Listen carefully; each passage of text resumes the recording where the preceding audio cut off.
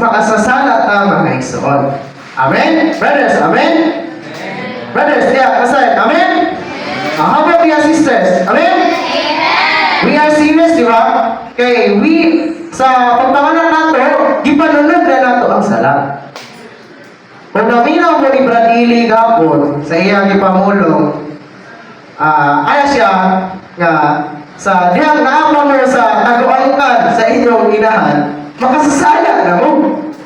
So, kung mayroon tanga napas taguangkan, wala pag ipanganak, napamusulod sa tiyan sa inyong, sulod sa taguangkan sa inyong inahan, mga igsoon, makasasala na.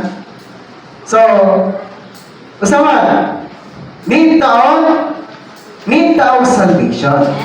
Praise the Lord. Need taong kalurasan. Alang yun nga mahimutang mapangangkon punta sa atong Ginoo. Unang i-illustrate niya nga sama daw sa nag-disobey kanang ni Kalba, ni supak sa iyang ginikanan.